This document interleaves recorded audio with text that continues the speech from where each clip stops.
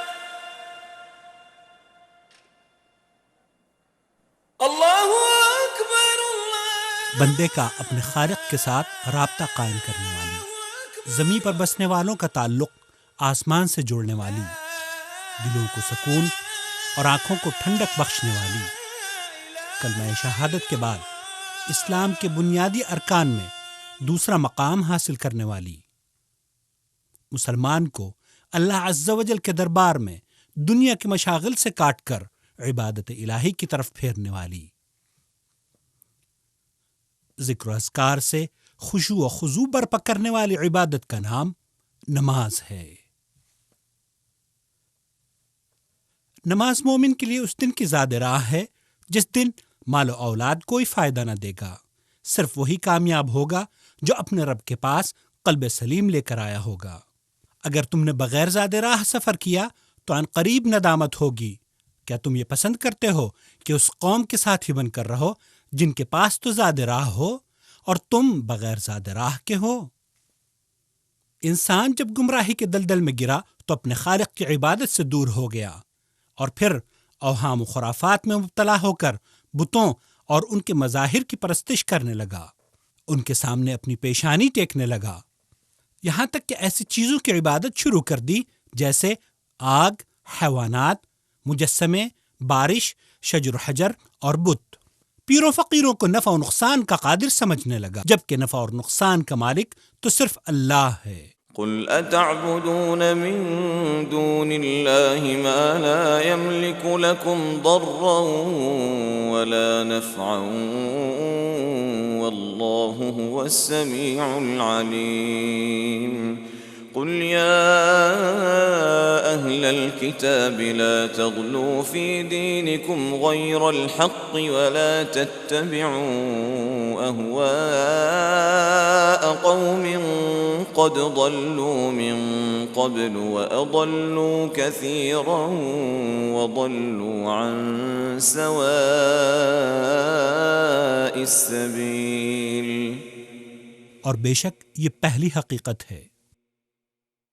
فلما جن عليه الليل رأى كوكبا قال هذا ربي فلما أفل قال لا أحب الآفلين فلما رأى القمر بازغا قال هذا ربي فلما أفل قال لئن لم يهدني ربي لأكونن من القوم الضالين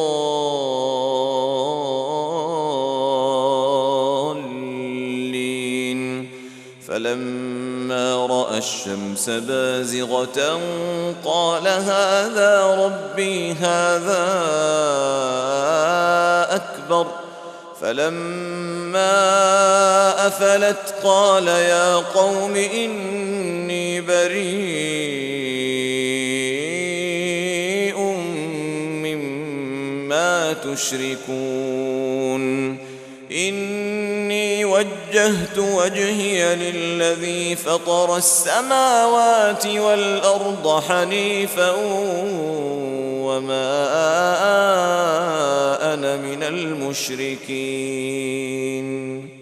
اللہ رب العالمین انسانوں پر نہایت ہی شفیق و رحیم ہے کہ جس نے انہیں گمراہی سے نجات دینے کے لیے انبیاء علیہم السلام کو بشیر و نذیر بنا کر بھیجا تاکہ وہ اپنی قوموں کو سیدھے راستے کی رہنمائی اور توحید کی طرف دعوت دینے کے بعد سب سے پہلے نماز کو قائم کریں۔ قل إن صلاتي ونسكي ومحياي ومماتي لله رب العالمين۔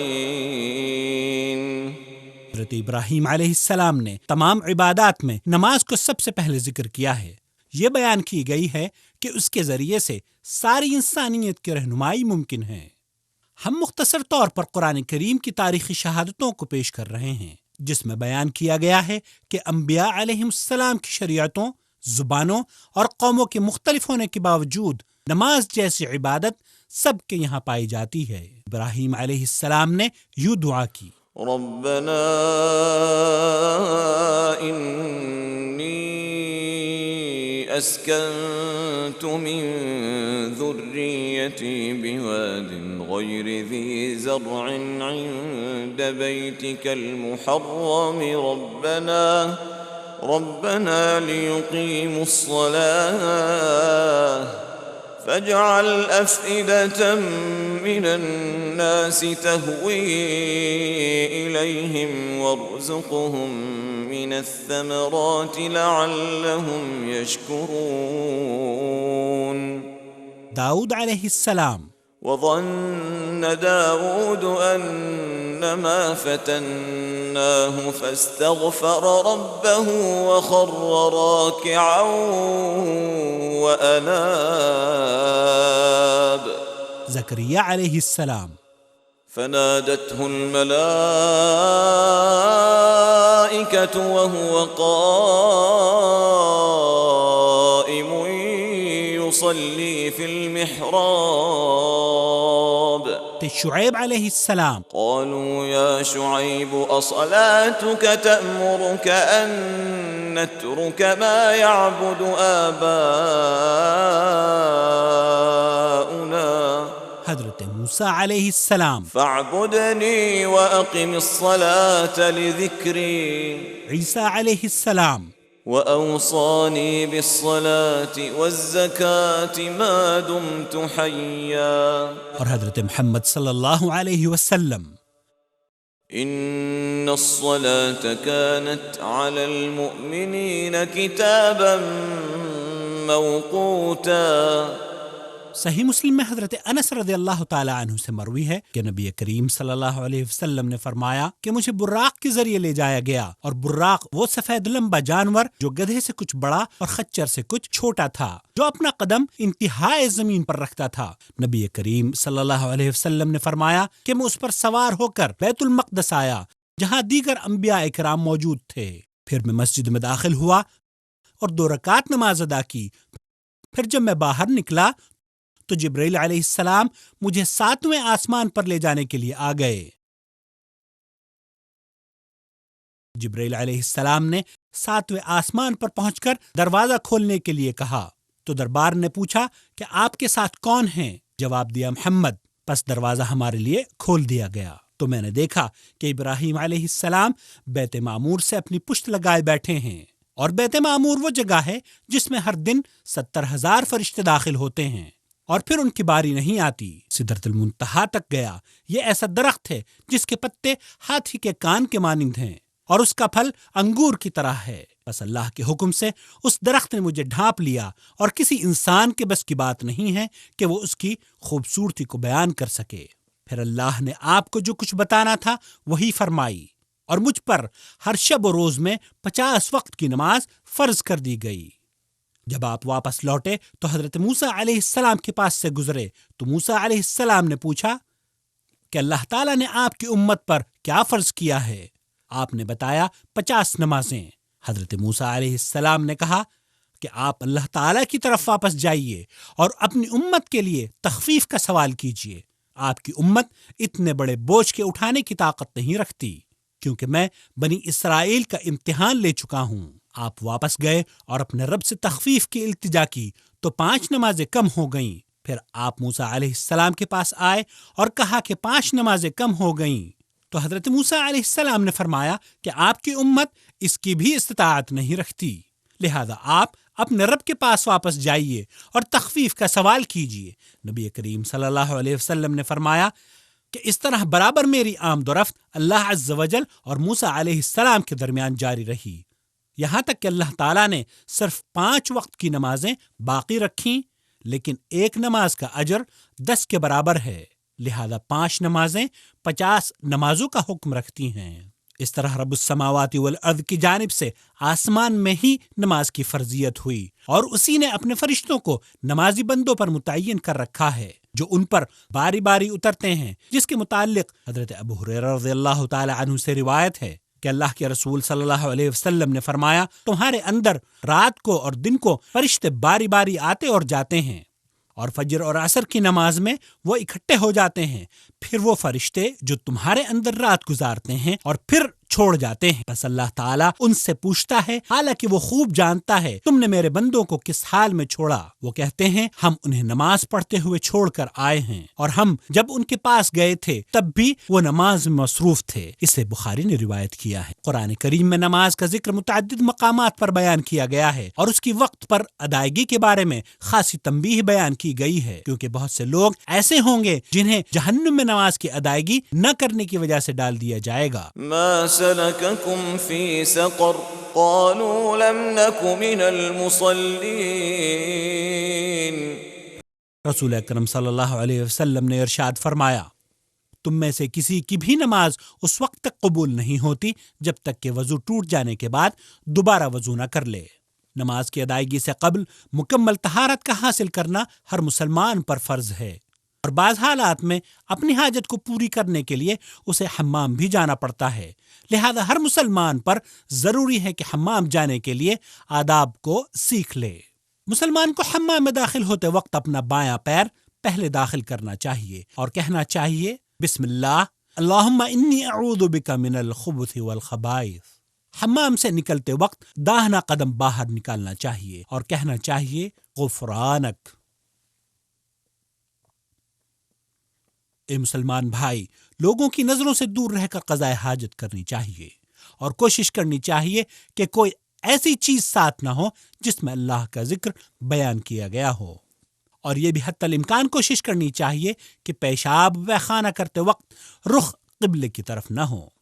قضاء حاجت کے دوران گفتگو بھی نہیں کرنی چاہیے الا یہ کہ ضروری ہو۔ لید اور ہڈی سے استنجا نہ کرو، کیونکہ یہ تمہارے بھائی جنوں کی خوراک ہے۔ مٹی کے ڈھیلوں سے استنجا کرنا جائز ہے، لہذا طاق عدد کا استعمال کرنا چاہیے۔ سیدھے ہاتھ سے استنجا اور شرمگاہ کو نہیں چھونا چاہیے۔ رسول اکرم صلی اللہ علیہ وسلم نے ارشاد فرمایا، تم میں سے کوئی شخص پیشاب کرتے وقت اپنی شرمگاہ کو دائیں ہاتھ سے نہ چھوئے اور نہ دائیں ہاتھ سے استنجا کرے۔ وضو کا پانی اور اس کی شرطیں۔ وضو کے لیے شرط ہے کہ پانی وضو کرنے والے کی حاجت و ضرورت کے لیے کافی ہو۔ اگر پانی کافی نہ ہو تو ایسی صورت میں تیمم فرض ہے۔ پانی کا پاک ہونا ضروری ہے، یعنی پانی نجس یا صرف طاہر نہ ہو بلکہ مطہر بھی ہو۔ اگر پانی کسی پاک چیز سے مخلوط ہو جائے، جیسے گلاب، لیموں اور سنترے کے عرق وغیرہ سے، تو ایسی صورت میں پانی طاہر ہوتا ہے، مطہر نہیں ہوتا۔ اور اسی طرح پانی جب کسی نجس چیز سے مخلوط ہو جائے، جیسے پیشاب وغیرہ سے پانی کا رنگ بدل جائے، تو وہ ناپاک ہو جاتا ہے۔ اور پانی کی ان دونوں قسموں سے طہارت حاصل کرنا درست نہیں ہے، مگر جب کسی جگہ پانی ٹھہرنے کی وجہ سے اس جگہ کو بدل دے، کائی وغیرہ لگ جائے، تو کوئی حرج نہیں، اس سے طہارت حاصل کرنا درست ہے۔ وضو عبادت کی غرض سے مخصوص طریقے سے منہ، ہاتھ، سر اور پیروں کو پانی سے تر کرنے کا نام وضو ہے۔ يا أيها الذين آمنوا إذا قمتم إلى الصلاة فاغسلوا وجوهكم وأيديكم إلى المرافق وامسحوا برؤوسكم وأرجلكم إلى الكعبين۔ اس بات کا دھیان رکھنا چاہیے کہ سنت کے مطابق ترتیب سے اعضائے وضو پانی سے مکمل تر ہو جائیں، اور اگر معمولی سی جگہ بھی خشک رہ گئی تو وضو ناقص ہوگا۔ اور اچھی طرح کا مقصد یہ ہرگز نہیں کہ پانی کو بے جا بہایا جائے یا غیر وارد ذکر و اذکار وضو کے دوران پڑھے جائیں، اور اللہ تعالیٰ اسراف کرنے والے کو پسند نہیں فرماتا۔ إنه لا يحب المسرفين۔ میرے محترم بھائی، پانی کے استعمال میں زیادتی ہرگز جائز نہیں ہے۔ حضرت انس رضی اللہ تعالی عنہ سے مروی ہے کہ اللہ کے رسول صلی اللہ علیہ وسلم 1 سا پانی سے غسل فرمایا کرتے تھے، اور 1 سا 4 مد کا تقریباً 2.5 کلو کے برابر ہوتا ہے، اور آپ علیہ السلام 1 مد سے وضو فرماتے اور 1 مد تقریباً 0.25 لیٹر کے برابر ہوتا ہے۔ میرے دینی بھائی، اس بات کو بھی جان لیجئے کہ تمام عبادات میں نیت کا ہونا فرض ہے، اور نیت کی جگہ دل ہے، زبان سے نیت کرنا درست نہیں۔ وضو کی شروعات بسم اللہ کہہ کر کرنی چاہیے۔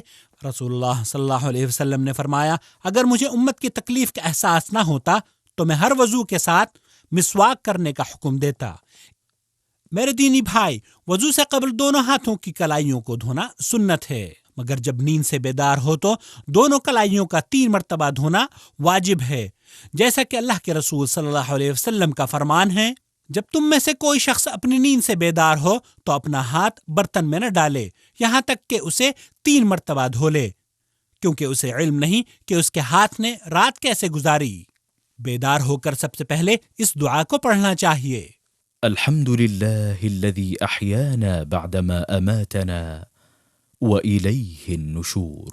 اللہ کے رسول صلی اللہ علیہ وسلم کا فرمان ہے کہ جب تم وضو کرو تو کلی کرو۔ دوسری جگہ فرمایا کہ جو شخص وضو کرے وہ ناک میں ضرور پانی چڑھائے، اور اسی طرح روزے کی حالت کے علاوہ دوسرے اوقات میں ناک میں اندر تک پانی چڑھانا سنت سے ثابت ہے۔ پھر اپنا چہرہ دھوئے، جس کا 1 مرتبہ دھونا واجب ہے اور اس سے زیادہ سنت ہے۔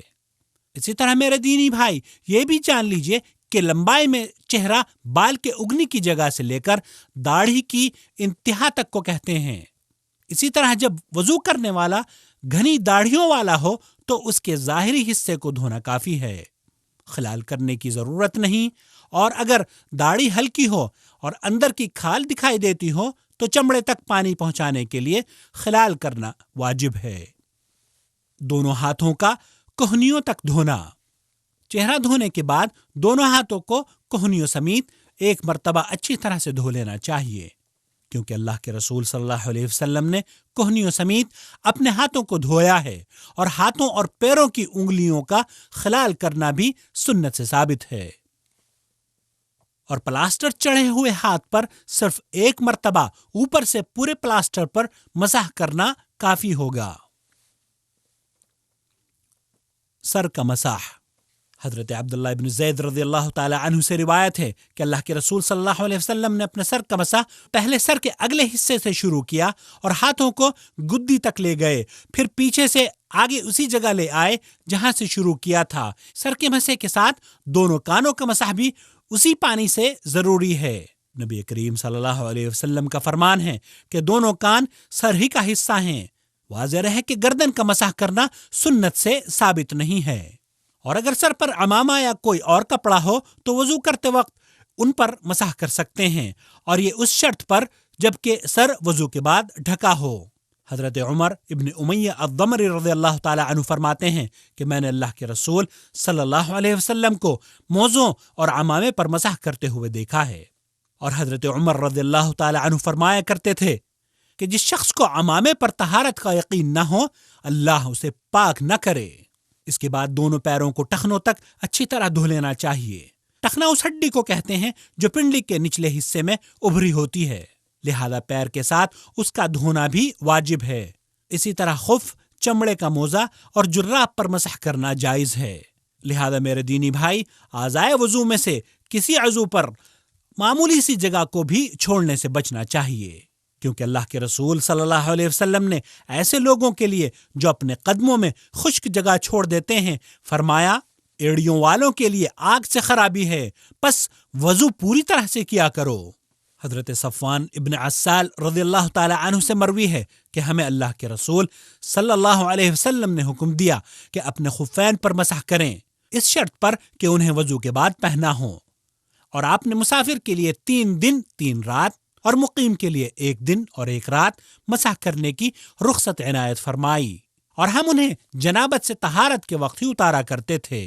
لہذا ایک مسلمان جب جنابت سے طہارت حاصل کرنا چاہے تو اسے موزوں کو اتار کر طہارت حاصل کرنی چاہیے، اور ایسے حالات میں موزوں پر طہارت کی مدت پھر اسی وقت سے شروع ہوگی جب سے وضو کے بعد موزے پہنے ہوں۔ موزوں پر مسح کرنے کا طریقہ یہ ہے کہ پاؤں کے اوپری حصے پر صرف 1 مرتبہ ہاتھ پھیرا جائے۔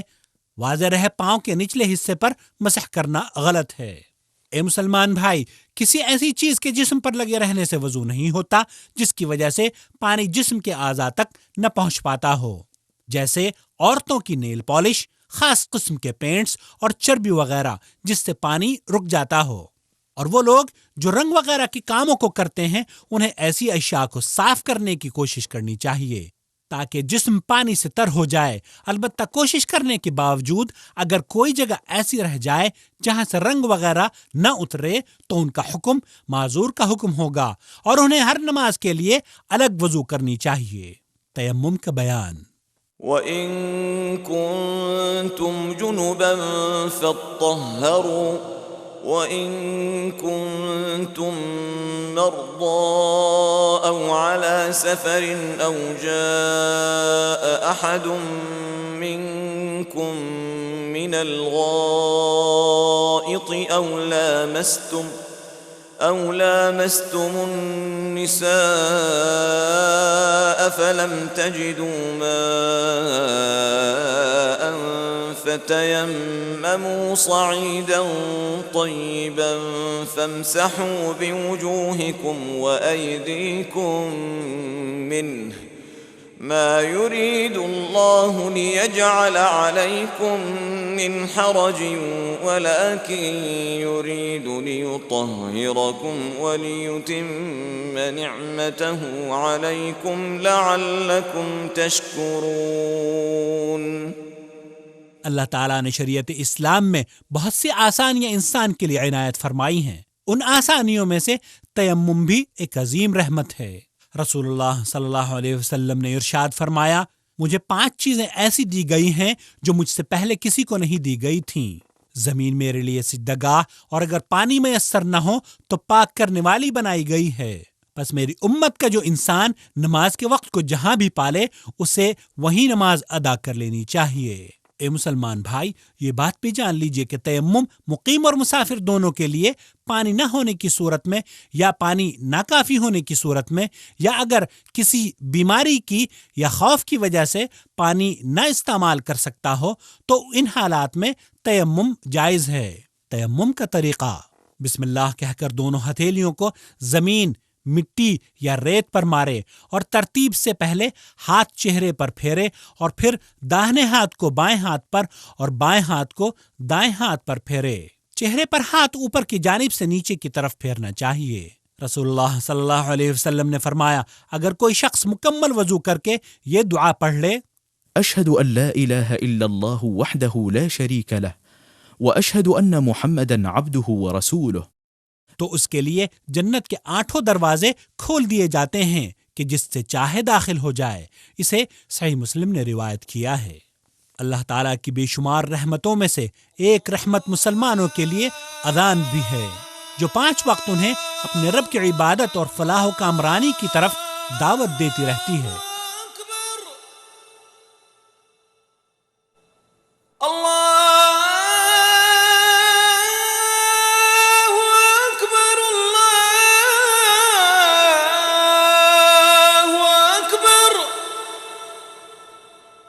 أشهد أن لا إله إلا الله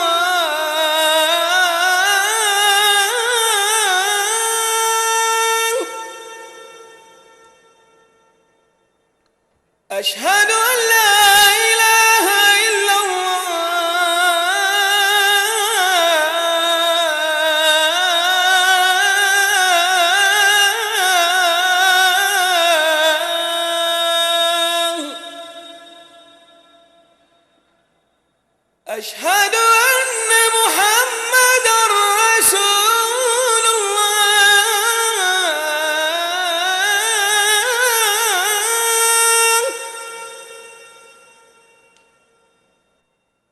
أشهد أن محمد اذان کا جواب دینا مسنون عمل ہے، اور اس کا طریقہ یہ ہے کہ جو کلمات مؤذن کہے وہی تم بھی کہو، سوا حی علی الصلاح اور حی علی الفلاح کے وقت، کیونکہ جب مؤذن یہ الفاظ کہے تو لا حول ولا قوت الا باللہ کہنا چاہیے، اور فجر کے اذان میں جب مؤذن یہ کہے الصلاۃ خیر من النوم تو سننے والے کو بھی الصلاۃ خیر من النوم ہی کہنا چاہیے۔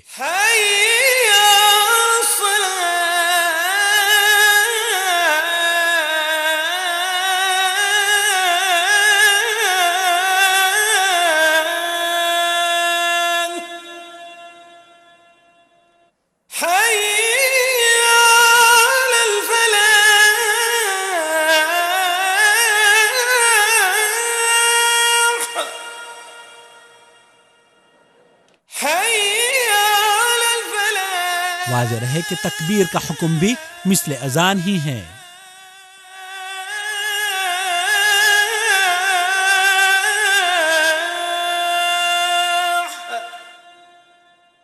اللہ اکبر اللہ اکبر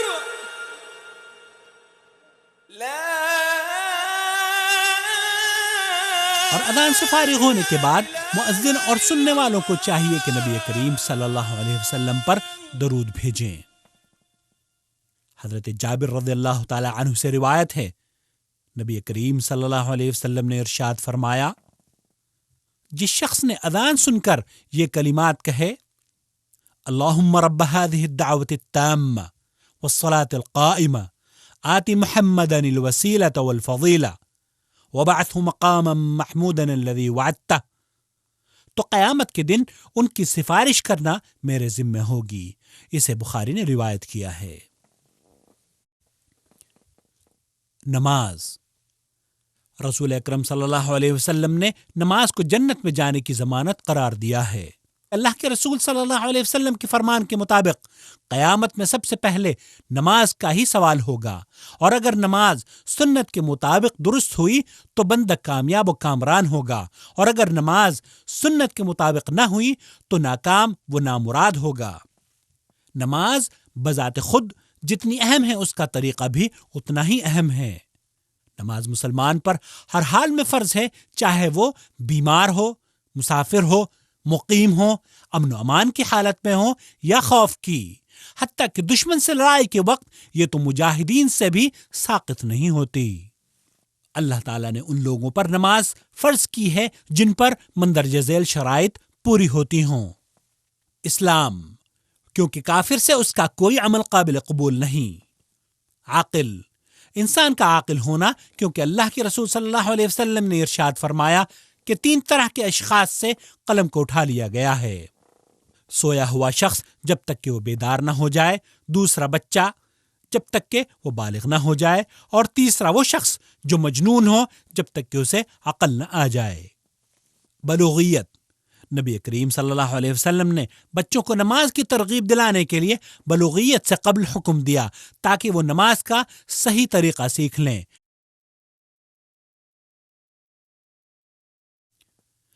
حیض اور نفاس سے پاک ہونا،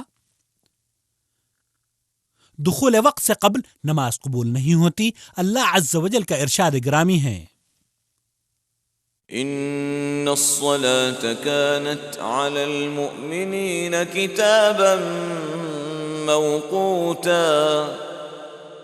اے مسلمان بھائی، نماز کی حفاظت کر، کیونکہ ان لوگوں کے بارے میں شدید وعید آئی ہے جو انہیں ضائع کرتے ہیں۔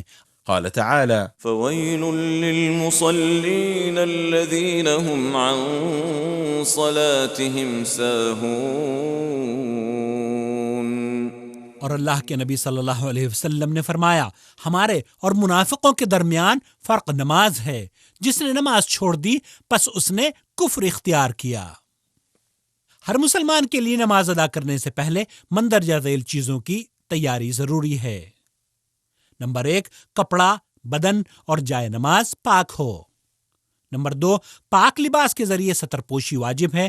مرد کا سطر ناف سے گھٹنوں تک اور عورت کا پورا جسم سطر ہے، مگر محرم کے سامنے چہرہ اور ہتھیلیاں کھلی رکھ کر نماز ادا کر سکتی ہے۔ اور ہر وہ تنگ لباس جس میں شرمگاہ ظاہر ہو اس میں نماز درست نہ ہوگی۔ اسی طرح ہر وہ چھوٹا کپڑا جس سے رکوع اور سجدے میں جسم کا ایسا حصہ ظاہر ہو جائے جس کا حکم شرمگاہ کی طرح ہو تو اس کی وجہ سے نماز باطل ہو سکتی ہے۔ میرے دینی بھائی، یہ بھی جان لیں کہ ننگے سر شخص کی نماز درست ہے، اگرچہ بہتر یہ ہے کہ پوری طرح سے زینت اختیار کی جائے۔ يا بني آدم خذوا زينتكم عند كل مسجد۔ اور اللہ کے رسول صلی اللہ علیہ وسلم نے ارشاد فرمایا کہ اللہ تعالیٰ کی ذات اس بات کی زیادہ مستحق ہے کہ اس کے لیے زینت اختیار کی جائے۔ نمبر 3، جس قدر ممکن ہو قبلے کا استقبال کرنا چاہیے، جیسا کہ فرمان الہی ہے، ومن حيث خرجت فول وجهك شطر المسجد الحرام وحيث ما كنتم فولوا وجوهكم شطره۔ لہذا ایک مسلمان پر واجب ہے کہ وہ حتی الامکان قبلے کے رخ کا اہتمام کرے، اور واضح رہے کہ استقبال قبلہ کسی سے ساقط نہیں کیا گیا ہے سوائے اس مریض کے جو استقبال قبلہ سے عاجز ہو، یا خوف کی وجہ سے، یا وہ شخص جو سواری پر نفلی نماز پڑھ رہا ہو۔ نماز کا مسنون طریقہ۔ میرے دینی بھائی، جب نماز کے لیے کھڑے ہو تو قلب و نظر میں عظمت کبریائی کا سوز و گداز لے کر اور تذلل و خاکساری کا پیکر بن کر، کیونکہ اسی میں فلاح و کامیابی ہے۔ اللہ رب العالمین فرماتا ہے، قد افلح المؤمنون الذين هم في صلاتهم خاشعون۔ ہر عمل کی نیت ضروری ہے اور نیت کا مقام دل ہے۔ زبان سے نیت کرنی درست نہیں بلکہ یہ بدعت ہے، کیونکہ اللہ کے رسول صلی اللہ علیہ وسلم اپنی نماز کے ابتدا میں دونوں ہاتھوں کو اٹھا کر اللہ اکبر کہتے۔ تکبیر اولیٰ کے ساتھ رفع یدین کرتے وقت ہاتھوں کو کندھے یا کانوں تک اٹھانا چاہیے، کیونکہ اللہ کے رسول صلی اللہ علیہ وسلم کی یہی سنت ہے۔ اور جو روایتیں اس کے برخلاف ہیں یا تو وہ سخت ضعیف ہیں یا ان کی کوئی اصل نہیں۔ واضح ہے کہ کانوں کی لو چھونے کی بھی کوئی اصل نہیں۔ اور یہ بھی جان لیجئے کہ نماز میں رفع یدین 4 مقامات پر کرنا سنت سے ثابت ہے۔ نمبر 1، تکبیر تحریمہ کے وقت۔ نمبر 2، رکوع میں جاتے وقت۔ نمبر 3، رکوع سے سر اٹھاتے وقت۔ اور نمبر 4، تیسری رکعت کی ابتدا میں یعنی تشہد سے کھڑے ہو کر۔ پھر اپنے دائیں ہاتھ سے بائیں ہاتھ کی کلائی پکڑ کر دونوں ہاتھ سینے پر باندھ لینے چاہیے، مگر زیر ناف یا ناف کے اوپر ہاتھ باندھنے والی ساری روایتیں حد درجہ ضعیف ہیں، جن پر عمل کرنا درست نہیں۔ اور اسی طرح دونوں ہاتھوں کو کھلا چھوڑ دینے کی بھی کوئی اصل شریعت میں نہیں ملتی۔ ادھر ادھر نماز میں دیکھنا سراسر غلط عمل ہے، اور اس بات کا خیال رکھنا چاہیے کہ نگاہ سجدے کی جگہ پر ہو۔ تکبیر تحریمہ کے بعد اللہ کے رسول صلی اللہ علیہ وسلم سے متعدد دعاؤں کا پڑھنا ثابت ہے، جن میں سے ہیں سبحانك اللهم وبحمدك وتبارك اسمك وتعالى جدك ولا إله غيرك۔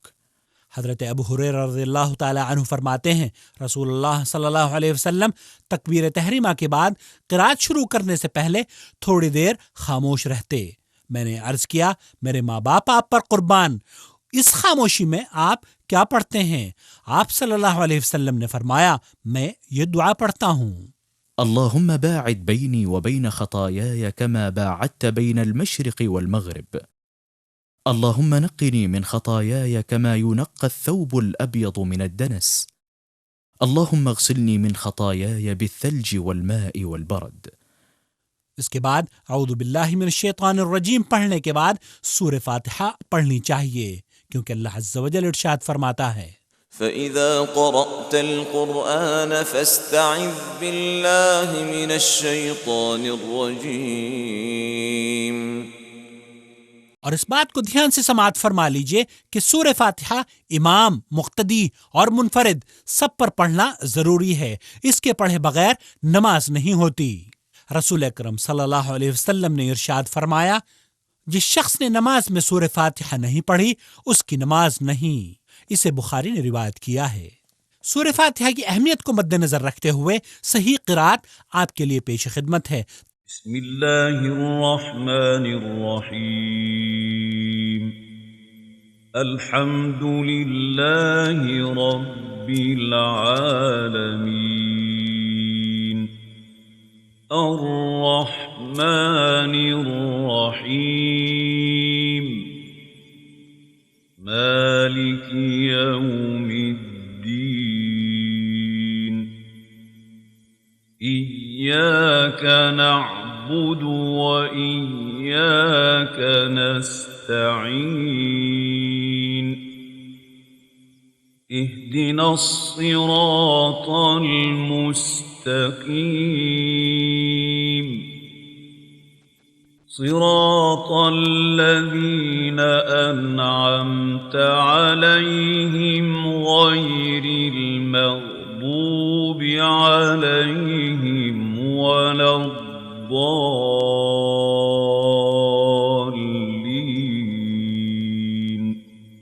سورہ فاتحہ کے واجب ہونے میں کوئی شک نہیں، اور جو لوگ امام کے پیچھے سورہ فاتحہ نہیں پڑھتے ان کی دلیلیں درست نہ ہونے کی وجہ سے صحیح عمل یہی ہے کہ سورہ فاتحہ کی تلاوت ہر رکعت میں کی جائے۔ اللہ عز و جل کا ارشاد ہے، وَإِذَا قُرِئَ الْقُرْآنُ فَاسْتَمِعُوا لَهُ وَأَنصِتُوا لَعَلَّكُمْ تُرْحَمُونَ۔ رسول اللہ صلی اللہ علیہ وسلم نے اپنے صحابہ کو اس بات کی تعلیم دی کہ جب امام سورہ فاتحہ کے بعد قرآن پڑھے تو تم خاموش رہو۔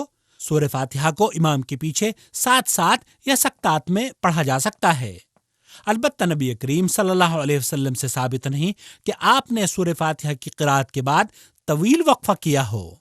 قرات فاتحہ کے بعد سنت یہ ہے کہ ہر نمازی بلند آواز سے کہے آمین۔ ہر نمازی کو بلند آواز سے آمین کہنا چاہیے، چاہے وہ امام ہو یا مقتدی۔ رسول اللہ صلی اللہ علیہ وسلم نے ارشاد فرمایا، جب امام آمین کہے تو تم بھی آمین کہو۔ جس کی آمین کی آواز فرشتوں کی آمین سے موافق ہو گئی اس کے گزشتہ تمام صغیرہ گناہ بخش دیے جاتے ہیں۔ اسے بخاری نے روایت کیا ہے۔ اور جب امام اور مقتدی بلند آواز سے آمین کہہ لیں تو امام کو چاہیے کہ جو میسر ہو قرآن کریم میں سے تلاوت کرے۔ قرات سے فارغ ہونے کے بعد تکبیر کہہ کر رفع یدین کرتے ہوئے رکوع میں چلے جانا چاہیے۔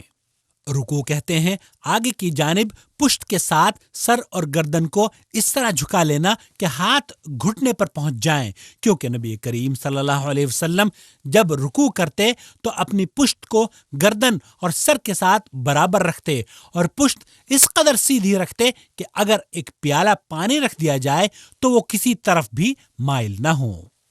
اور یہ طریقہ بالکل غلط ہے کہ پشت کے خط استوا سے سر کو بلند یا جھکا کر رکھا جائے، کیونکہ رکوع میں اللہ کے نبی صلی اللہ علیہ وسلم کا ہمیشہ یہ طریقہ تھا کہ دونوں ہاتھوں سے دونوں گھٹنوں کو پکڑتے اور انگلیوں کو پھیلائے رکھتے اور ساتھ ہی دونوں پنڈلیوں اور بازوؤں کو پھیلائے رکھتے۔ میرے دینی بھائی، اطمینان سے رکوع کیا کرو۔ رکوع میں ایک مرتبہ سبحان رب العظیم کہنا چاہیے اور ایک سے زیادہ مرتبہ کہنا افضل ہے۔ پس رکوع کو مکمل کرنے کے بعد سمع اللہ لمن حمدہ کہتے ہوئے رفع یدین کرتے ہوئے سیدھے کھڑے ہو جانا چاہیے، اور جب تم اچھی طرح سیدھے کھڑے ہو جاؤ تو یہ دعا پڑھو، ربنا ولک الحمد۔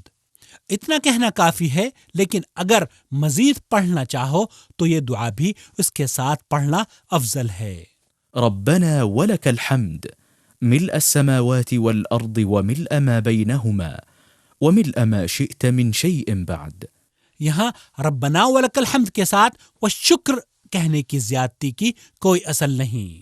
میرے دینی بھائی، رکوع سے سیدھے اعتدال کے ساتھ کھڑے ہونے کا خاص خیال رکھو، سستی اور غفلت سے بچو، کیونکہ اللہ کے نبی صلی اللہ علیہ وسلم نے فرمایا اس شخص کی نماز درست نہیں جو رکوع اور سجود میں اپنی کمر کو مکمل سیدھی نہیں رکھتا۔ لہذا جب مکمل اطمینان سے کھڑے ہو جاؤ پھر اللہ اکبر کہتے ہوئے سجدے میں چلے جاؤ۔ سجدے کی کیفیت۔ نماز میں سجدہ کہتے ہیں 7 اعضاء کو مخصوص طریقے سے زمین پر رکھنا، اور وہ 7 اعضاء یہ ہیں: پیشانی ناک کے ساتھ، دونوں ہاتھ اور دونوں گھٹنے، اور دونوں پاؤں کی انگلیاں۔ اللہ کے نبی صلی اللہ علیہ وسلم کا فرمان ہے، اس شخص کی نماز نہیں ہوتی جس کی ناک زمین سے نہ لگی ہو۔ اور اسی طرح دونوں بازوؤں کو پہلوؤں سے اور دونوں رانوں کو پیٹ سے دور رکھنا چاہیے۔ سجدے میں دونوں قدموں کو ملا کر سیدھے کھڑا رکھنا چاہیے اور اپنے بازوؤں کو زمین پر نہ بچھانا چاہیے۔ یہ طریقہ غلط ہے۔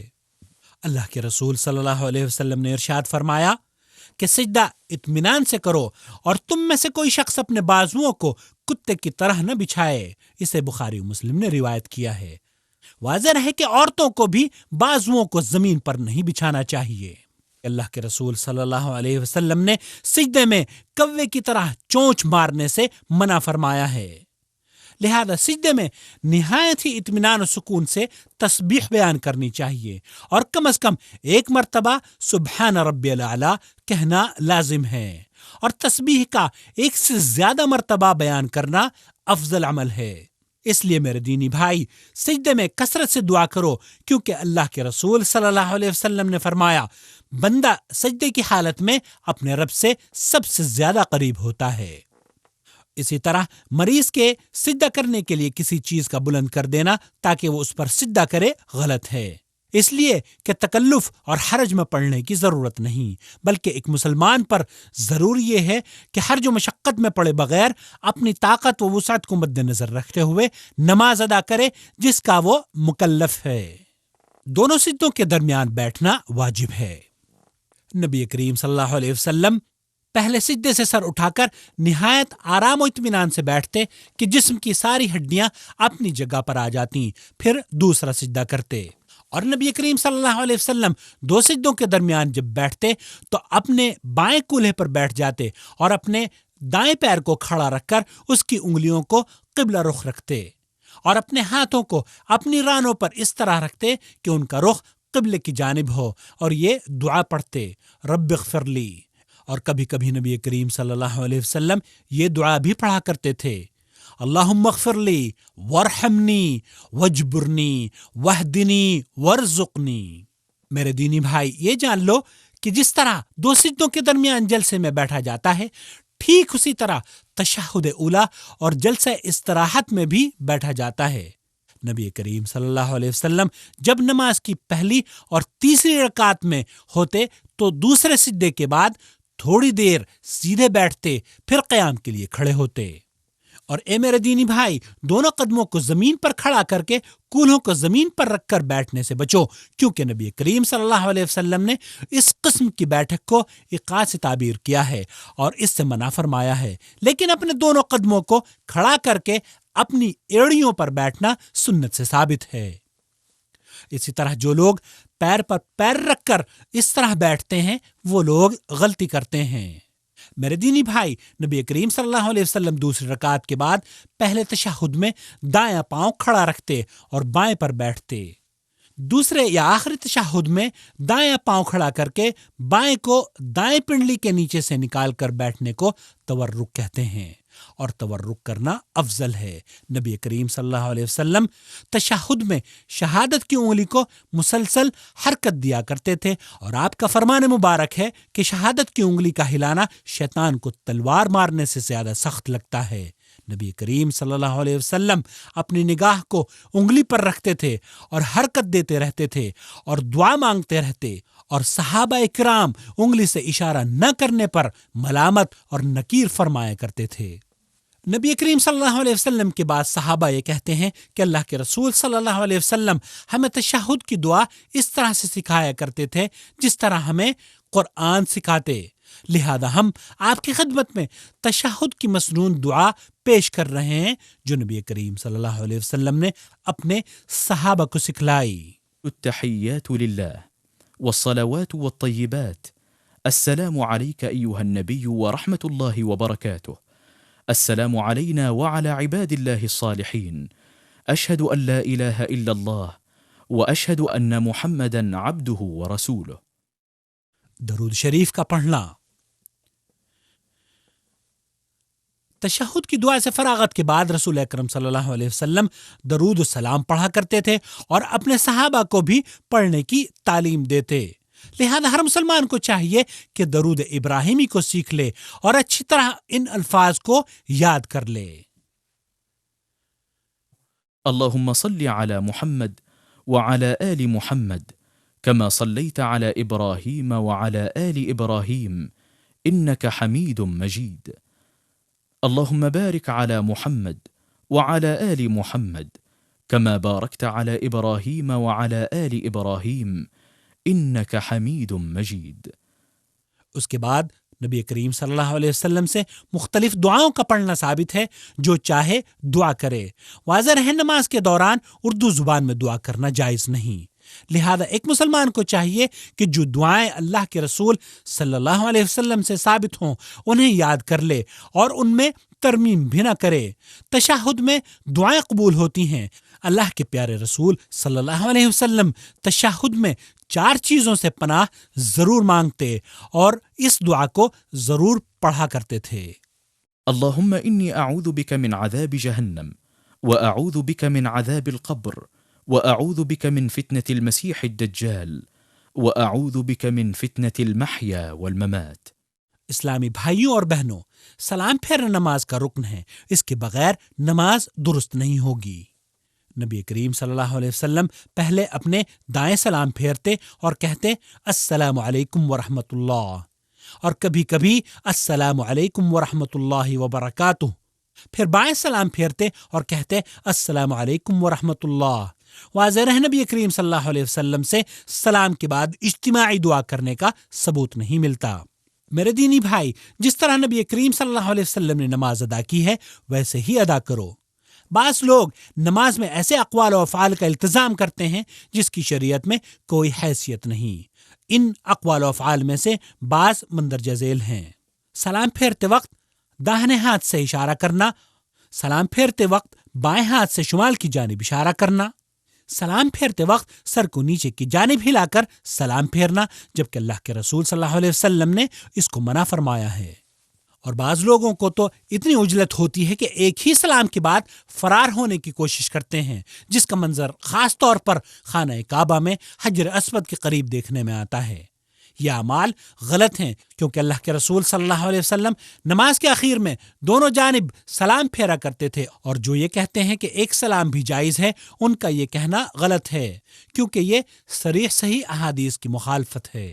سلام پھیرنے کے بعد اللہ کے رسول صلی اللہ علیہ وسلم نمازیوں کی طرف متوجہ ہو جایا کرتے تھے، اور آپ علیہ السلام اپنی جگہ سے کبھی داہنی جانب کی طرف سے مڑتے اور کبھی بائیں جانب مڑ کر صحابہ کی طرف رخ فرماتے۔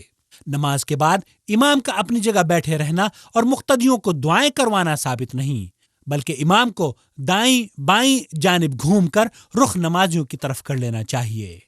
نماز کے بعد کے اذکار و وظائف: نبی کریم صلی اللہ علیہ وسلم نماز سے فارغ ہو کر اللہ اکبر کہتے، اور اگر آپ کو جلدی ہوتی تو 10 مرتبہ سبحان اللہ، 10 مرتبہ الحمدللہ اور 10 یا 11 مرتبہ اللہ اکبر کا ذکر کرتے، ورنہ عام طور پر تکبیر کے بعد مسنون اذکار کا ورد آپ سے ثابت ہے، اور وہ ہیں 3 مرتبہ استغفر اللہ، استغفر اللہ، استغفر اللہ۔ اللهم أنت السلام ومنك السلام تباركت يا ذا الجلال والإكرام۔ واضح ہے کہ اس دعا میں اضافہ نہیں کرنا چاہیے، اور اس کے بعد یہ پڑھے لا إله إلا الله وحده لا شريك له له الملك وله الحمد وهو على كل شيء قدير اللهم لا مانع لما أعطيت ولا معطي لما منعت ولا ينفع ذا الجد منك الجد۔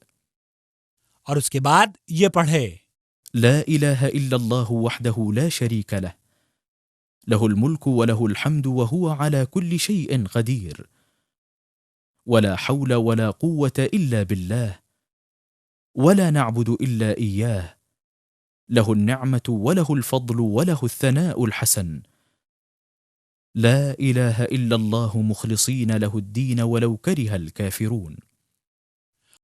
اور اس کے بعد 33 مرتبہ سبحان اللہ، 33 مرتبہ الحمدللہ اور 33 مرتبہ اللہ اکبر پڑھنا چاہیے۔ واضح ہے کہ نماز کے بعد اجتماعی دعائیں کرنا غلط ہیں، اور سلام پھیرنے کے بعد سر پر ہاتھ رکھنے کی بھی کوئی حقیقت نہیں۔ سجدہ تلاوت۔ میرے مسلمان بھائیوں اور بہنوں، قرآن کریم میں 15 مقامات پر سجدے آئے ہیں، اور ان تمام سجدوں میں انسان جو چاہے دعا کر سکتا ہے۔ اللہ کے رسول صلی اللہ علیہ وسلم سجدہ تلاوت میں سبحان ربی الاعلی کے ساتھ یہ دعا پڑھا کرتے تھے۔ سجد وجهي للذي خلقه وشق سمعه وبصره بحوله وقوته فتبارك الله أحسن الخالقين۔ امام مسلم نے حضرت ابو ہریرہ رضی اللہ تعالی عنہ سے مروی حدیث نقل کی ہے کہ نبی کریم صلی اللہ علیہ وسلم نے ارشاد فرمایا، جب ابن آدم آیت سجدے کی تلاوت کرتے ہوئے اس پر سجدہ کرتا ہے تو شیطان روتے ہوئے علیحدہ ہو کر کہتا ہے، ہائے تباہی و بربادی، اسے سجدہ کرنے کا حکم دیا گیا تو اس نے سجدہ کیا اور جنت کا مستحق بن گیا، اور مجھے سجدہ کرنے کا حکم دیا تو میں نے انکار کر دیا، لہذا میں جہنم کا مستحق ہو گیا۔ سجدہ سہو۔ میرے دینی بھائی، اس میں کوئی شک نہیں ہے کہ ہر انسان فطری طور پر بھولتا ہے، اس لیے نبی کریم صلی اللہ علیہ وسلم کا فرمان ہے، یقیناً میں انسان ہوں، جیسے تم لوگ بھولتے ہو ویسے ہی میں بھی بھولتا ہوں، لہذا جب میں بھول جاؤں تو مجھے یاد دہانی کرا دیا کرو۔ نبی کریم صلی اللہ علیہ وسلم نے سجدہ سہو کو مشروع قرار دیا ہے تاکہ نماز میں جو کمی یا زیادتی یا شک واقع ہو جائے تو وہ ختم یا کمی پوری کی جائے۔ واضح ہے کہ سجدہ سہو 2 سجدے ہیں، اور نمازی کو سلام پھیرنے کے بعد یا سلام سے قبل سجدے کرنے چاہیے۔ سجدہ سہو صرف نماز کے ارکان کی بھول چوک میں ہے، جیسے تشہد اولی، سورہ فاتحہ کے بعد آیات کی تلاوت وغیرہ کا بھولنا۔ نماز میں جو چیزیں مستحب ہیں ان میں سجدہ سہو نہیں ہے۔ سجدہ سہو نماز میں صرف ایک مرتبہ ہے، اگرچہ ایک ہی نماز میں کئی مرتبہ بھول چوک ہو جائے، اور اگر رکن چھوٹ جائے تو رکن کو پورا کرنے کے بعد سجدہ کرنا چاہیے، کیونکہ رکن کے چھوٹنے پر صرف سجدہ کر لینا کافی نہ ہوگا، اور اگر نماز میں جو چیزیں واجب ہیں وہ چھوٹ گئیں تو صرف سجدہ سہو کافی ہو جائے گا۔ نماز کو باطل کرنے والی اشیاء۔ میرے دینی بھائی، اس میں کوئی شک و شبہ کی بات نہیں کہ ہر مسلمان نماز کو پورے اعتماد و یقین کے ساتھ ادا کرنے کا خواہش مند ہوتا ہے اور امید کرتا ہے کہ اس کی نماز بارگاہ الہی میں مقبول ہو، لیکن چند ایسے امور ہیں جن کی بنا پر نماز باطل ہو جاتی ہے، اور وہ مندرجہ ذیل ہیں۔ نمبر 1، جان بوجھ کر کھانا پینا۔ کھانا کھانے کے بعد جو شخص نماز پڑھنے کا ارادہ کرے اس کے لیے مستحب ہے کہ وہ کلی کر لے۔ نمبر 2، بغیر کسی مصلحت کے جان بوجھ کر گفتگو کرنا۔ اللہ تعالیٰ کا ارشاد ہے، وَقُومُوا لِلَّهِ قَانِتِينَ۔ نمبر 3، جان بوجھ کر بغیر کسی ضرورت کے نماز میں عمل کثیر۔ عمل قلیل و کثیر کا کوئی ضابطہ نہیں ہے، جیسے نماز میں بغیر ضرورت کے حرکت کرنا۔ نمبر 4، بغیر کسی عذر کے جان بوجھ کر نماز کے رکن یا واجب کو چھوڑ دینا۔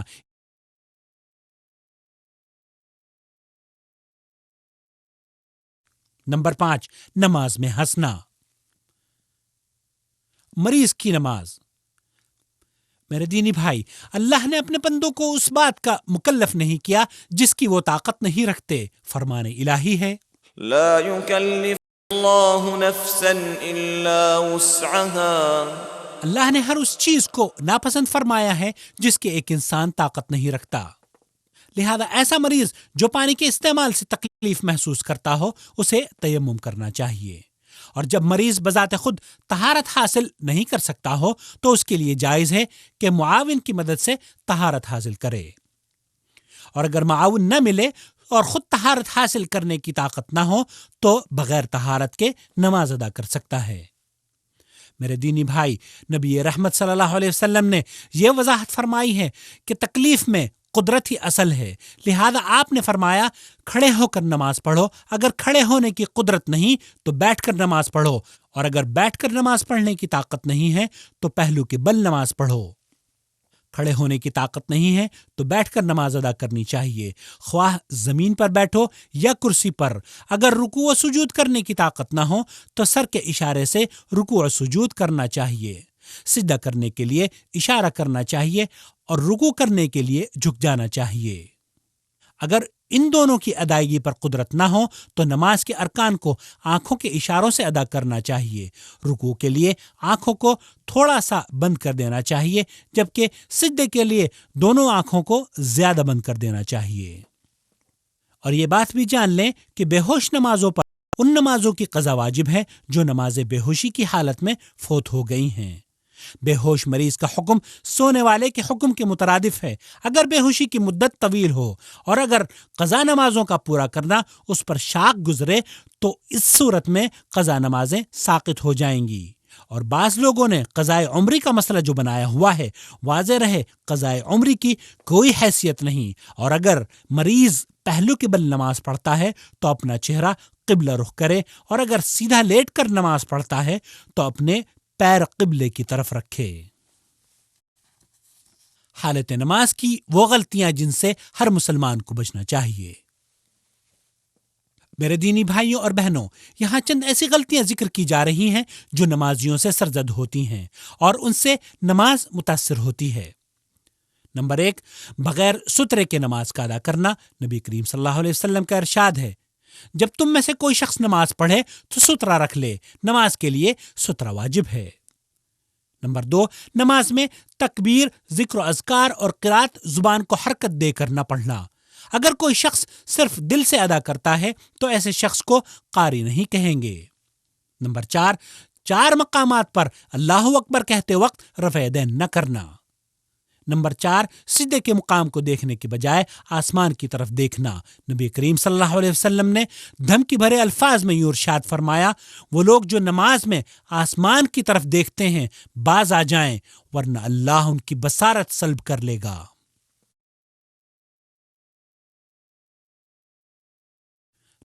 نمبر 5، دونوں ہاتھوں کو چھوڑ کر نماز پڑھنا۔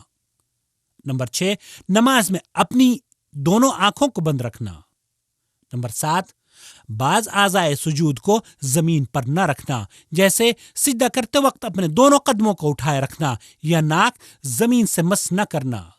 نمبر 8، امام کے پیچھے بچوں اور ان افراد کا کھڑا ہونا جن میں عقل کی پختگی نہ آئی ہو اور وہ مریض جو حرکت نہ کر سکتے ہوں، کیونکہ اگر امام نماز کے دوران کسی عذر شرعی کی بنا پر اپنی جگہ کسی کو آگے بڑھانے کا ارادہ کرے تو ایسا نہ کر پائے اور الجھن کا سما پیدا ہو۔